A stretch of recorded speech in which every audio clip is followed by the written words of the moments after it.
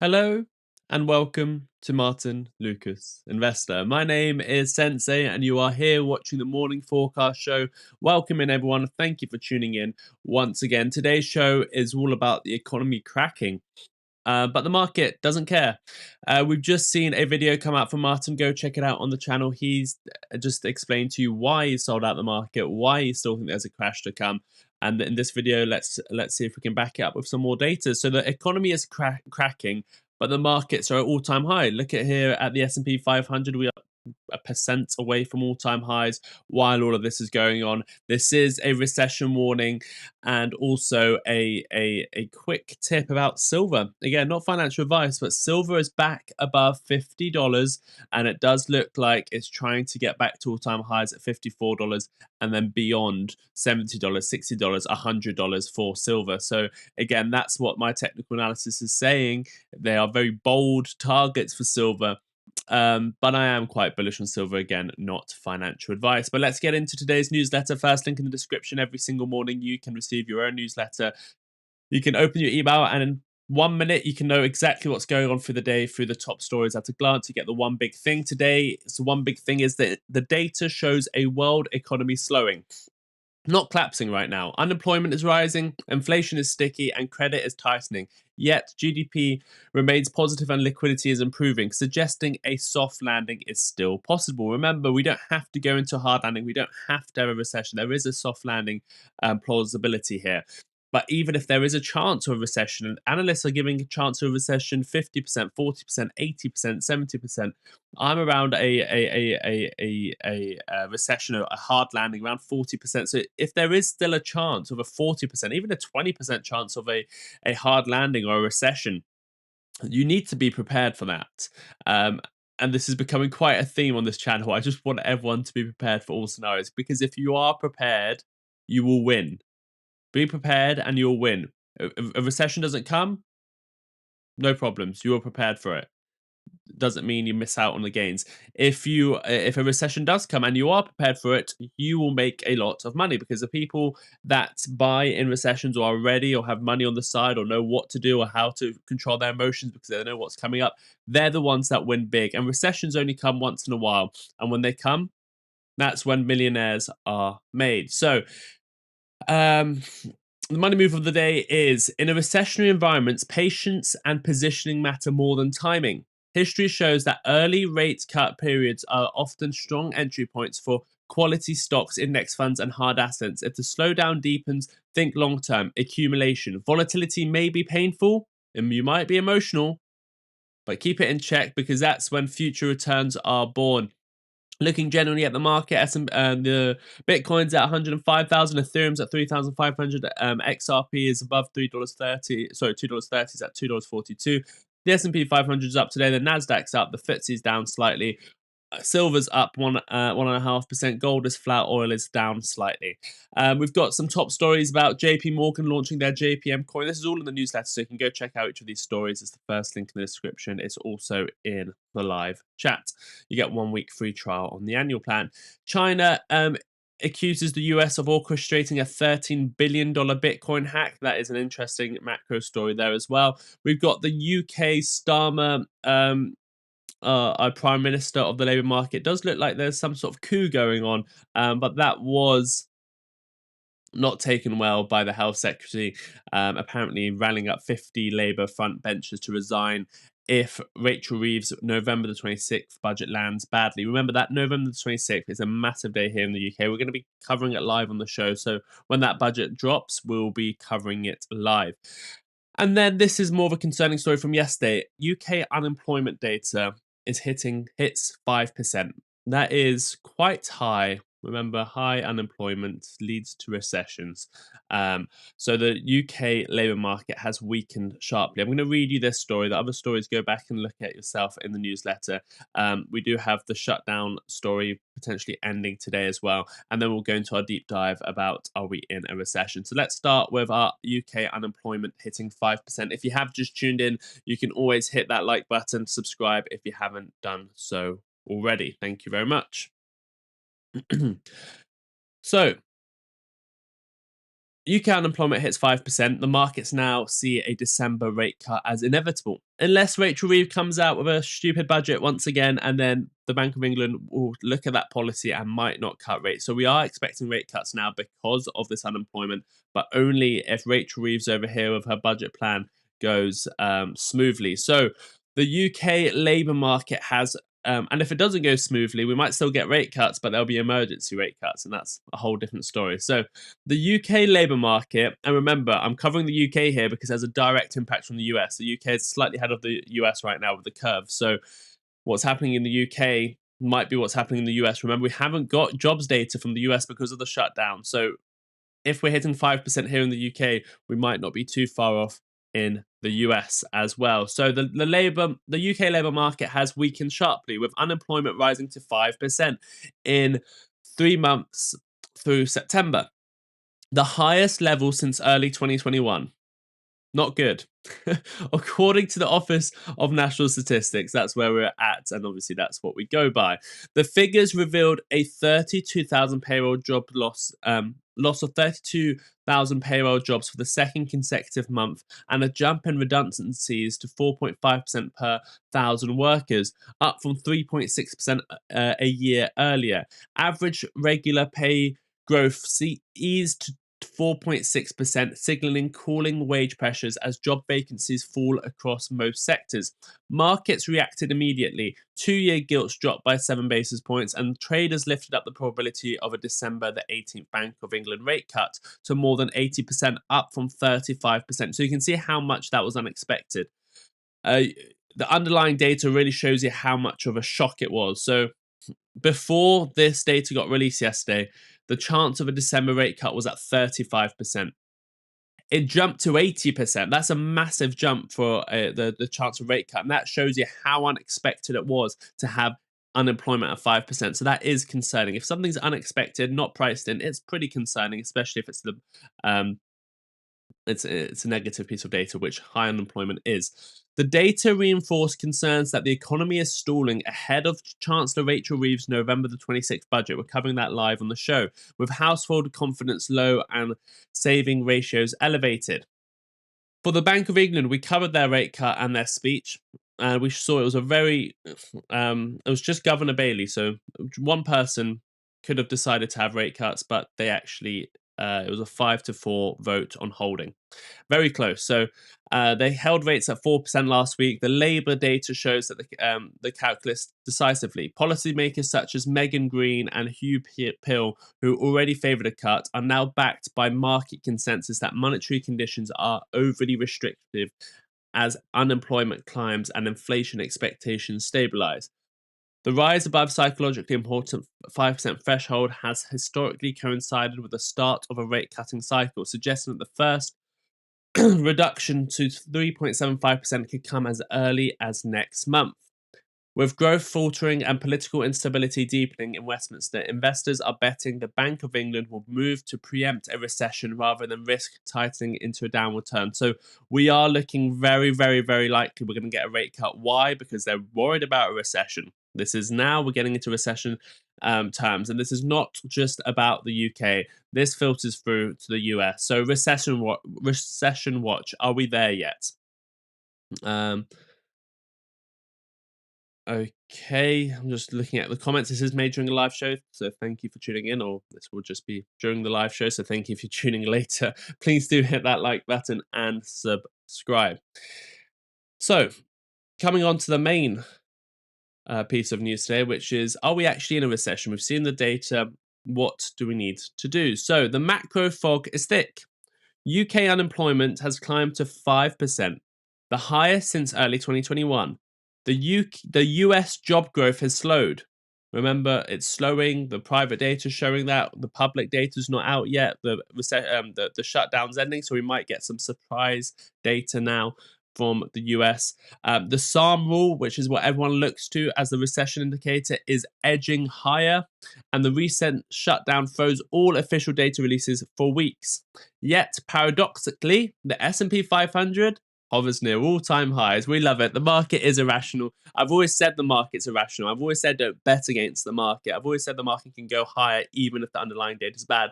But it is quite funny that we've got all of these issues, but the S&P 500 is at all-time highs. It doesn't seem right. And it can stay at all-time highs, and it can continue going for all-time highs, and we can keep making new highs with AI and tech. However, don't be blind to the fact that there is certain issues going on in the market right now, and we can be heading for a recession. If you're just blind to the downside, then you're going to get hit. If you're in because you want to always be in and you have a long-term horizon, great. Probably the way you should do it if you are a long-term investor. You buy on the dips, you buy all the time. If it goes up, you hold on. If it goes down, you hold on. Brilliant. However, if you're just blind to the fact that we're only going to go up and you're just leveraging up, you're buying every single 2% dip, and you don't have any money on the side if we go down, you'll get liquidated if the S&P 500 goes down 20%. You think that AI just means that we're going to only go up forever, and you're blind to the downside.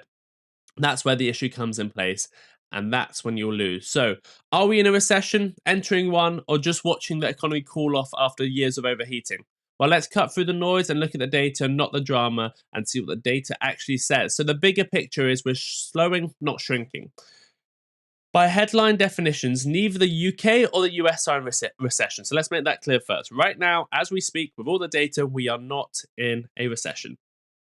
The UK economy grew 0.3% in Q2, barely above stall speed, while GDP rose just 0.1% in August after a small July dip. We're not really growing either. The US economy expanded 3.8% annualized rates last quarter, with the Atlanta Fed GDP Now model still pointing to around 4% growth for Q3.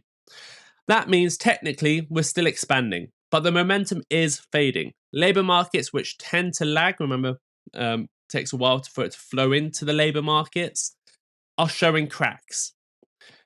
UK joblessness rose 0.3 percentage points in a single quarter, while US unemployment has ticked high enough to push the Sahm Rule gap to 0.13, the widest gap since early 2023.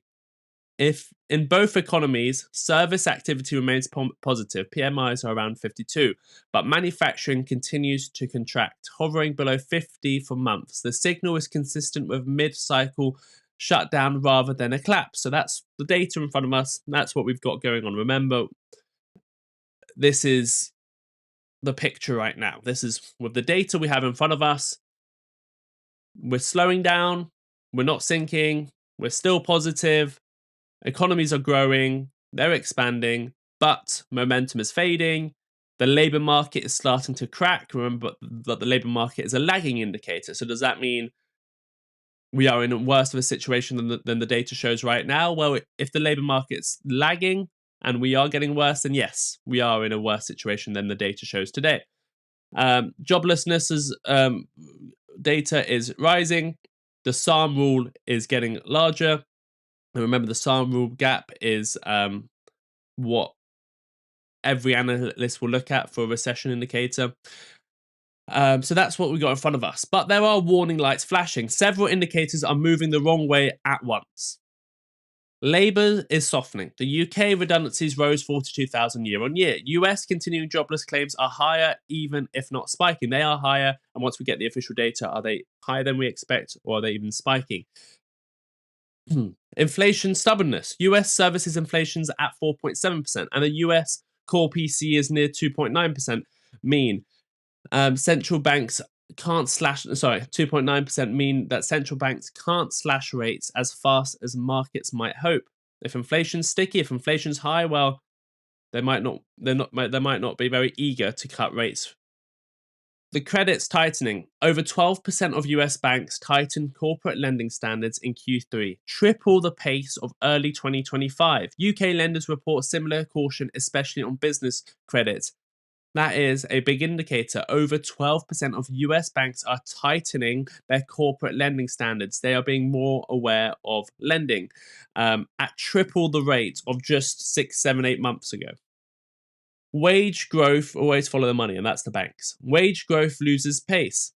UK earnings are slowing from 5% highs. Wage growth losing pace. UK earnings are slowing from 5+% highs. US pay growth has cooled to 3.7%, reducing household resilience. Manufacturing is under pressure. Factory output remains in contraction territory on both sides of the Atlantic, a reliable earnings early cycle warning sign. these data points don't scream crisis. There's nothing here that I would say to you, this is very, very concerning, or this is 100% recession. However, they are giving us an early warning that we could be late cycle, we could be entering a recession, especially with that unemployment figure we just got out. So if unemployment continues to rise another 0.3 to 0.4%, the Sahm Rule would formally trigger. And if the Sahm Rule formally triggers, you have to realize that that is the indicator we use for recessions in the US. You have to realize that every single headline around the news will be recession, and that would mark the statistical start of a recession. And that's only 0.3 to 0.4 percentage points away. So be ready for those headlines and be ready for a drawdown in your portfolio.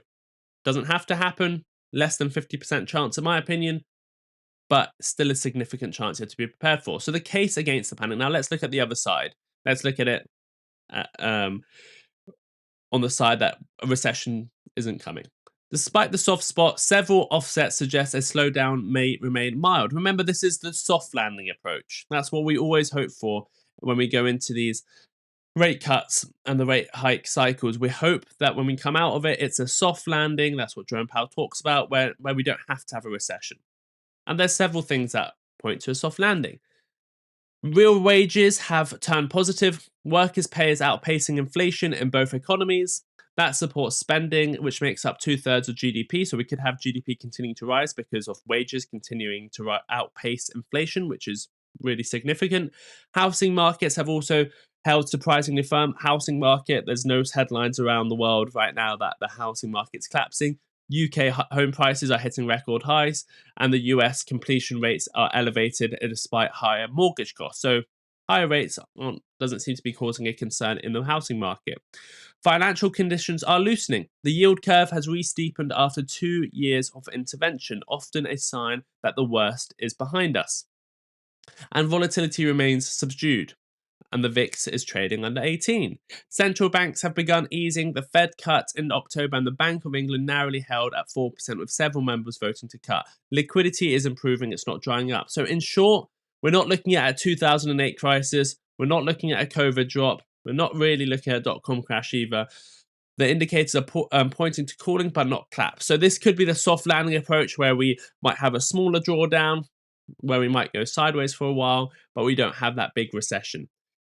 So that's the case against the panic, and this is what's more likely to happen. Again, with my opinion and most people's opinion, but just because it's more likely to happen, this is not confirmed. This is not a 100% likelihood. This is not a 90% likelihood. I would say this is and again another 50% likelihood that all is well in the labor market. That all is well and we get a soft landing. So let's have a look at what actual Wall Street thinks. So investment banks are split, but tilting cautiously optimistic. So we've got Goldman Sachs that is putting the 12-month recession probability at 35 to 45%. And this is then being cautiously optimistic. This is 35 to 45% of a recession, of a 20-30% drop in the markets, of major issues in the market. We're looking at a 35 to 45% probability. This is them being cautiously optimistic. I think if there's a 35 to 45% chance of recession, you need to be, the viewers that are watching right now need to be prepared for what a recession can look like. So they're citing tariffs and tighter credits, but resilient fundamentals. JP Morgan has cut its estimate from 60% to 40%, calling for a soggy but stable growth. UBS, whose hard data model shows a 93% recession signal, still doesn't forecast one, describing the economy as mile-wide, inch-deep weakness. The consensus around all these analysts that we've had a look at, that I've researched for hours, it looks like a 30 to 40% chance of a mild recession by late 2026. So everything I'm saying here is by the end of 2026. I'm predicting a 40% chance of recession. The banks are predicting anywhere between 30 and 45% chance of a recession by late 2026. So this is a mild recession, not really a massive hard landing. The odds have actually come down in recent months as inflation cooled and consumption held high. So now that we've seen inflation trending towards 2%, that has brought the hard landing chances down. So how do the markets usually react to a recession? Remember, we've got many types of recession. We've got a normal recession. We've got a hard landing. A hard landing would be quite severe. That would be your 30, 40% drops. A normal recession could be around 20, 25, 30% drops. You've got your soft landing, which just might be the market continues to go up or we go sideways or have a little dip. So let's look at how the market usually reacts. Historically, recessions knock equities down about 40. This is an average, and I've looked at many, many recessions when I put this together. About 25% from peak to trough. I wonder if I've got, when I was doing this research, I've got a table that I was making. I was just wondering if I can pull that up for you guys. Where is it? Where is it? Where is it? Where's my history?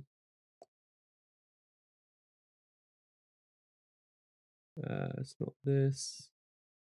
1 second. I wonder if I've still got it in front of me. If not, it doesn't really matter. Yeah, here we go. We've got some recessions here. So how do I get this on the screen here? I'm wondering if I can bring this up. Uh,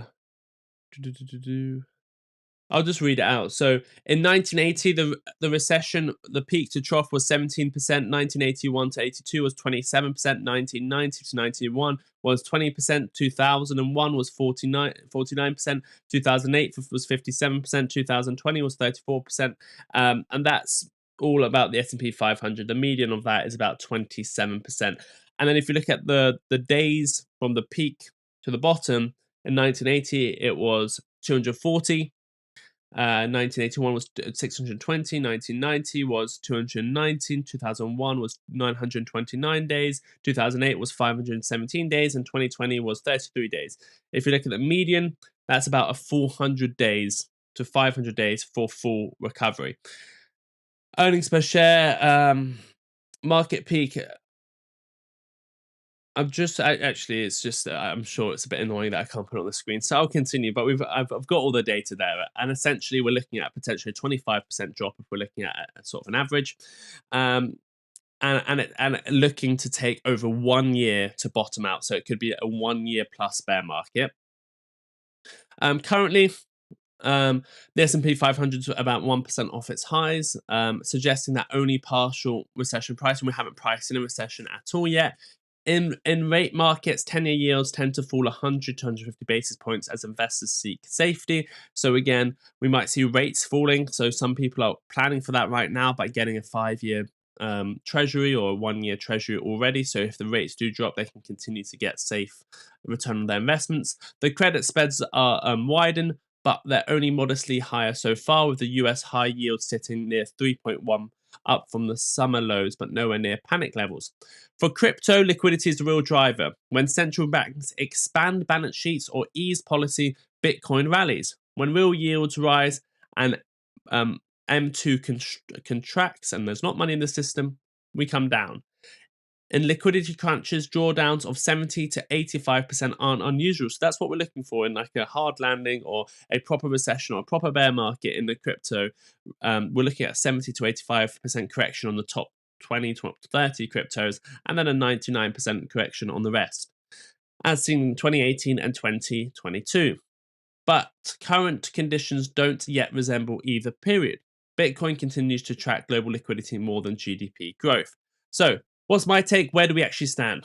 Right now, the global economy sits in a cooling phase, not a collapse. We're not in the middle of a collapse right now. Growth is positive. That's great. Labor is softening but not cracking. We're seeing the cracks.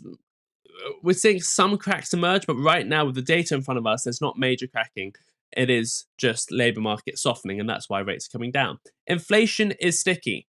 However, it is coming down, and we are starting to see a path to 2%. Credit is tightening, but liquidity is improving. In that environment, both equities and crypto markets remain buoyant, and that's where we're at right now, until a sharper rise in unemployment or credit stress tips the balance. We just need one bad unemployment number, 5%, 5.2% unemployment number once the US opens back up and we get those unemployment numbers. And then the market will collapse because the Sahm Rule will trigger, recession indicators will trigger, and we'll have emergency rate cuts potentially, and that means the Fed was wrong. So my read is the risk of a mild recession, and I'm not predicting I don't think we'll have a major hard landing where we go into a 500-day bear market with 30, 40, 57% corrections like 2008 and 2001. I would say around 25%. But I also say, and that if a recession comes, I'd say it's a mild recession. And the chances, I think, that a mild recession will come with about a year to recover and about a 25 to 30% correction on the stock market, and again 80% on the crypto market.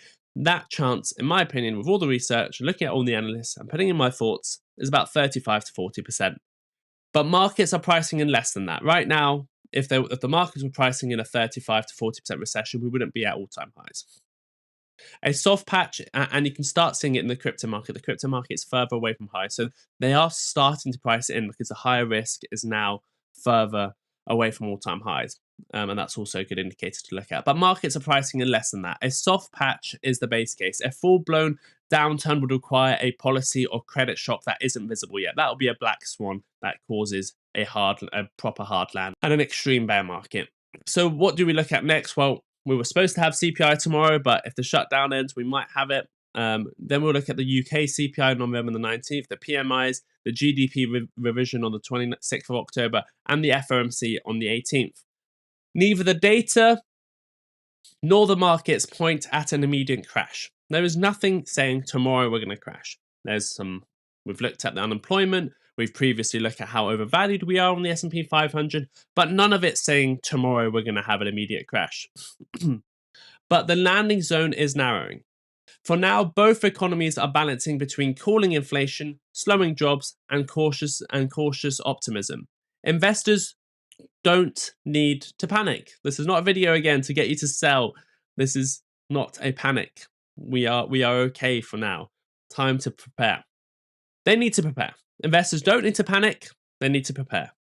The right move is not betting on the collapse. That is not the right thing to do. Do not just bet on the collapse. Don't just go short. Don't sell your whole portfolio. I know there's certain strategies out there for experienced individuals to sell portfolios, buy back, trade it. But most people do not bet on the collapse. Don't short the market. Don't do put options. Do not sell your whole portfolio. But stay alert. Keep an eye on unemployment trends. Keep an eye on credit spreads. Keep an eye on service inflation. Keep an eye on job markets. Keep an eye on CPI. We're covering that all on the show, navigating the market. So when we get closer to these collapses, we can be prepared for it. And even if we can't call it on the day and it happens too suddenly, the rules are be prepared for that correction. Be prepared for a collapse. Don't be leveraged. Don't panic sell. Don't panic buy. Don't FOMO in. But just be prepared, and we will go through this every single day live in the show. We'll navigate the markets. Martyn will be back by the end of the month, and he'll be having his live shows, and we'll get through this all together. But there is this article to keep an eye on, to keep you in check, to understand what the concerns are, what to keep an eye out for, why there are some cracks starting to emerge, and why it looks fairly likely we will be heading into a recession. For me, 35, 45% chance. For the analysts, same sort of chances, maybe slightly lower. What's the market priced in now? Nowhere near that amount of chance. So thank you for tuning in. This is going to be a very short live stream. If you have already hit the like button, then consider subscribing. Or also please hit the like button if you haven't done so already. Please do check out the other articles in the newsletter. We do have a silver chart in there as well, plus some main articles, so check them out. Martyn was live earlier, so go check out his live. I wonder, I don't think I can link it to Martyn unless Martyn did that already. No, Martyn was live earlier as well. So let me have a look at a few of your questions, and then we'll end the show and we'll be back tomorrow. Are you still in the market with equity, Sensei? Raccoon TV, I'm actually, yes, I am. I mean, I've got a long-term portfolio. I don't really look at it. I'm yet to build a proper equities portfolio. I'm looking to do that over the next few months, and then I'll be sharing that live on the show and having the journal in the newsletter. Thank you, David Hensley. Songs for Sensei. Do you think they'll put an end to the digital IDs? No, I think that's pretty much guaranteed to happen now, as long as Labour's in power. Songs for Space says, but I don't understand these companies are posting great earnings with such bad consumers. I think it's tipping over. We can look. We can't just continue to bet against the market. That's why I'm still invested with XRP, even though I see a big risk to it. I'm still invested because just don't bet against the markets. The markets are irrational. We've got analysts calling for 30, 40, 50% chance of recession. We've got unemployment going up, and the S&P 500 is at all-time highs. Does that mean that the market's stupid? Well, maybe we're overvalued, and there's a lot of leverage going on, and retail are buying it up. But also, that just shows you shouldn't bet against the market, and even if the data is showing a collapse, the market might not price it in yet. But it does mean at some point there would be one trigger that causes it all to collapse, potentially. And I think there's a 30% chance of that, where we start getting the Sahm Rule trigger, for example, for a recession, and then we go into our downturn. But that might never happen, and that's why you can't just bet against the market. The earnings are great. AI is going to be the biggest thing out there. It's going to reshape the world. And I think the return on investment is going to be good. However, there's going to be 99% of AI companies are going to, or 98% of AI companies won't exist in 5 years, and there'll be another 1,000 to replace them. So you don't want to bet against the market at these times. The unemployment data assumes that workers are on the books. Under table jobs make up a huge portion of the market in the US. David says, I understand new technology is great and these companies want to make robots to do everything, but how do they figure people are going to be able to pay for things if they're not working? Well, there should be more money in the system at that point, and then there'll be different jobs that humans can do that robots can't, and we will just evolve, just like we did with the Industrial Revolution, where, what was it, people were, um, their skills were used in different senses, and then essentially, I would think that AI will make companies more efficient. They will have more people doing low value jobs, and then the humans with proper brains, at least for the next 20 years, 30 years, where our brains are better than AI in just general day to day sense, not in terms of information, will be able to have higher paying jobs to support the company growing. Challenger Grey and Christmas, maybe a little secret message there.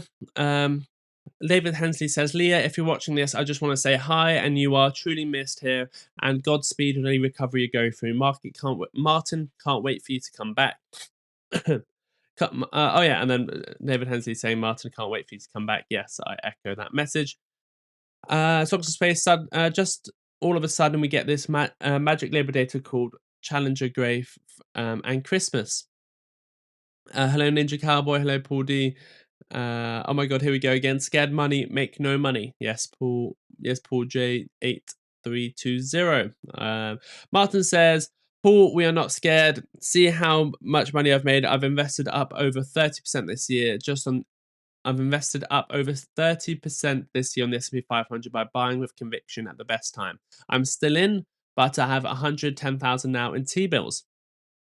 Congratulations, Martyn, for your trades. Martyn says, silly catchphrase and stories is not a wise way to invest. Just have to protect your money as well as buying in. Me buying like crazy usually causes a collapse. Revved up biker, let me know when you buy like crazy next time. Susan Swatford says, the shutdown did all of this. Hopefully it can be saved. Songs for Space, the Industrial Revolution has had a disaster, has been a disaster for humankind. Keir Starmer there's Robbie C. Thank you everyone for tuning in. Sorry it's a shorter show. I'm still trying to recover from the illness. I'm taking someone to an appointment as well, so I have to end the show. But tomorrow we'll be back for a very fun day because it's XRP ETF day. I hope that all goes through. It looks very, very likely now that we'll have an XRP ETF tomorrow, and we'll cover the launch live on the show. It's going to be a good day. Tune in tomorrow. Go check out the newsletter. You can always leave a comment and a like in the newsletter. Send me a direct message if you are on the newsletter, because you can do that at any time. And major upgrades are coming for all members now on the newsletter. So if you haven't got the newsletter yet, might be a good time to join. Anyone who's already on it, you keep the same price you're paying. maybe in a few months' time when we add another 10 features, it might go up in price. So check it out. The monthly plan, I have always said that at the end of this month, it is going up in price. So if you want to get on the monthly plan, you can do that now. But lots coming for all the members that are already there and anyone who's to join. So stay excited about the newsletter and the extra perks coming. AI will cause a 30% removal of employed individuals. My immediate family already had 3 let go due to AI. I apologize. I'm sorry to hear that. David, thank you everyone for tuning in. Until next time, I'll see you tomorrow for the XRP ETF day. Very excited. We've been waiting for this for years. I'll speak to you all tomorrow and we'll have a members show tomorrow as well. See you tomorrow. Thank you. Until next time, take care of yourselves and each other. Bye-bye.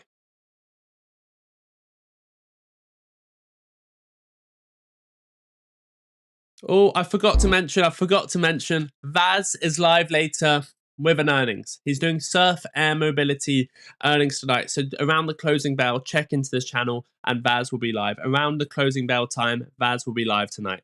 See you later. Bye-bye.